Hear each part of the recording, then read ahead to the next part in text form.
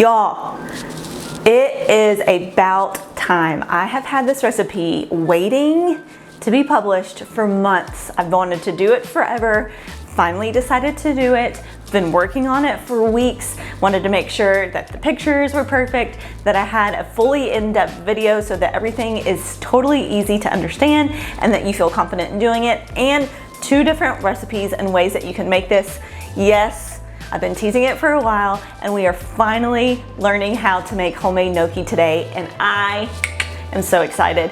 I feel like I say this every time, like this is one of my most favorite recipes, but obviously I'm not gonna make a recipe I don't like. But homemade gnocchi is something that just is so comforting and cozy. Feels just a little bit fancy, but it's actually super, super easy to make. And so hopefully today I can teach you all of my tips and tricks so that you feel fully confident to be able to do it yourself and have the most special little dinner that you can make that's easy enough to make on the weeknights. I'm gonna teach you how to prep it ahead of time. I'm gonna teach you how to freeze it. I'm gonna show you our 2 favorite ways of eating it, all the things, so let's get into it.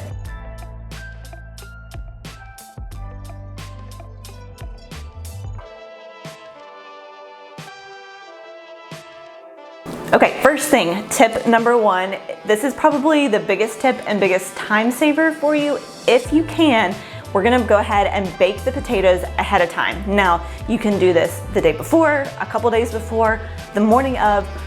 When I ever say like prep ahead of time, that means prep ahead of time in a way that works for you. Do what works for you. Just make it simple and make it easy. This can also be done at the same time. So I'm gonna show you all the different ways, don't worry.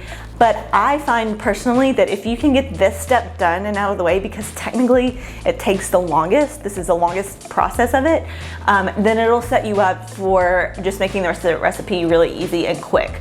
So homemade gnocchi is basically a pasta with a potato base. It's made out of potatoes. There is flour in it, but potato is basically the heart, the meat, the soul of gnocchi, if you will. And the best way to prep the potatoes is actually by baking them. I find is the best because it doesn't add extra moisture into the potatoes. But by baking them, then you're keeping everything, no oil, no water, no salt, nothing extra. It's just the potato itself. So preheat your oven to 350 degrees and you're gonna wash and scrub 2 pounds of Yukon Gold potatoes.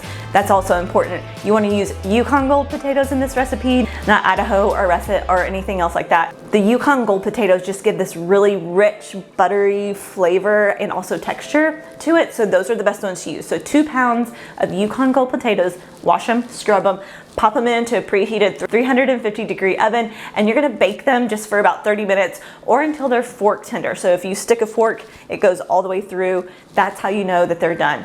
Remove them from the oven and let them cool. If it's the day of, you can just leave them out on top of your stove and just use them when you're ready. If you do it a day before, a couple days before, let them fully cool and pop them in a Tupperware or any kind of airtight container and just set them in the fridge. Pull them out when you're ready and they'll be good to go. So if you can, go ahead and prep these ahead of time. Now, if you don't, if you make them right before, which is totally doable, you just wanna make sure that they cool enough to be able to touch with your fingers, because everything is gonna be, we're gonna grate these with our hands and mix the dough with our hands. So if you do that with a hot potato right out of the oven, you're literally gonna be playing the hot potato game like you played in elementary school. You're not gonna be able to touch it. So let them cool for at least 30 minutes. If you wanna speed up the process, then pop them in the freezer and that'll help a little bit. Cool them enough that they're cool enough to handle with their hands. Okay, congratulations, you got the longest part of the recipe done and out of the way. From this point till eating is about 30 minutes or less. So let's go ahead and finish the rest of the recipe. So you're gonna pull out a large bowl, and with the potatoes that you've just either cooked or you've cooked ahead of time and are completely cooled, you're gonna peel the skins off, and either using a potato ricer or a cheese grater, you're gonna grate or rice the potatoes. So to the bowl, you're also gonna add 2 cups of flour, 2 eggs, a half a cup of freshly grated Parmesan cheese, and 2 teaspoons of salt. Using a spatula or a wooden spoon, just start stirring this mixture till it comes together. It's gonna form a really sticky and thick dough. I actually find it easier once I've kind of gotten some of the things incorporated to put on some kitchen gloves and actually use my hands to make sure that there's no clumps of flour or Parmesan cheese and that everything is fully unified throughout the entire dough. So once the dough is all mixed well together, you're gonna pour it out onto a lightly floured countertop. And when I say lightly, I mean lightly. If you over flour this dough from this point out, it's gonna be really hard to roll out. It's also a really, really sticky dough, so you wanna just give it a light dusting so it doesn't stick completely to your countertops, but still has enough tack to it to where it's gonna be able to roll out really easily for you. Once you're in there making this recipe and able to feel it with your hands, you'll understand a little bit better what I'm talking about. So once you put the dough out onto the lightly floured surface, you're gonna cut this dough into 8 equal pieces. So I want you to think about this next step as if you were back in elementary school playing with Play-Doh or clay in art class or at home. It's the exact same concept. So with one of the small round balls you've cut out, you're gonna start rolling this into a snake. So just like when you played with Play-Doh or clay and you rolled it out into a snake, you're gonna do the exact same thing. So roll it into your hands, the ball, and then put it on the countertop. And this is where the tackiness of the dough comes into play to be able to be tacky enough to roll out, but not tacky enough to stick to your counters, if that makes any sense. And it will once you get in there. But you're gonna just slowly roll it out into a long Play-Doh-like snake. It's super simple. Everybody has done it. I know that you know what I'm talking about. So I just like to start in the middle, put a little bit of pressure, and work my way out. I also spread my fingers out as I go. So just lightly work your way until the dough snake, that's what we're gonna call it, is about as thick as your thumb. Now I also want you to remember that there are no rules for this. This isn't a perfect recipe. It does not have to be the same shape or the same size. That's actually the beauty of this recipe. It's very rustic, it's very homemade, and besides the actual ingredients, there are no rules for homemade gnocchi. So do what you want. Don't worry about being a specific thickness or size or length. Just go in and have fun. This would also be a really fun and great recipe to get your kids in the kitchen with you and have them help you roll out these dough snakes and cut them out into their shapes. I also think this would be a really fun dinner party to have with your girlfriends. Have a couple appetizers and drinks out and have everyone just help you roll out this dough. Because the cooking process is so quick, it doesn't take very long, and this can just be something fun to get everybody in the kitchen, around the counters, talking, eating, laughing together. That's the whole point of inviting people into your home. Family dinners is just to do it together, to talk together, to be together, to spend time together, all the things, and this is such a good recipe for that. Okay, we're gonna actually pause for a second before we continue on with the actual cooking, because if you're just making this for, let's say, like I was making this whole recipe for Jess and I, or just a small number of people, or you wanna even double this batch, you can actually freeze gnocchi and it freezes beautifully. So after you've rolled out and cut all your gnocchi dough out, you're actually gonna put those pieces onto a cookie sheet lined with parchment paper. Now, the key is that you don't want any of the gnocchi pieces to actually be touching. So make sure that you space them out so they don't touch. If they touch and they freeze together, cook them, they're just gonna cook into that big potato lump, which I guess there are worse things, but you just wanna make sure that they're separated so they freeze individually. Once you've done that, pop them into the freezer for about 30 minutes until they're frozen solid. Take them out and store them. Whatever freezer safe storage method that you like to use, go ahead and do that. Now we're on to the good part, actually cooking the gnocchi. So like I said earlier, I have 2 different ways of cooking it that are our favorites that I wanna share with you. I'm gonna share a more traditional way of cooking it and then a really delicious, maybe our most favorite way of skillet frying it. So we're gonna start with a more traditional, which is just boiling it like you do pasta. So once you have everything rolled out and cut and ready to go, you're gonna fill a large pot of water, put it on the stove on high heat and bring it to a boil. You want to also heavily salt your water, just like you would if you're making pasta.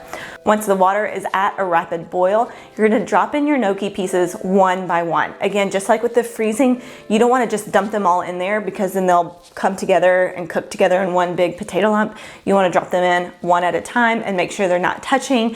You're gonna do these in small batches, which will be no big deal because they actually cook really quickly. So after about a minute or 2, you're gonna start seeing them float to the top. Use a really large slotted spoon, scoop them out and put them in a bowl.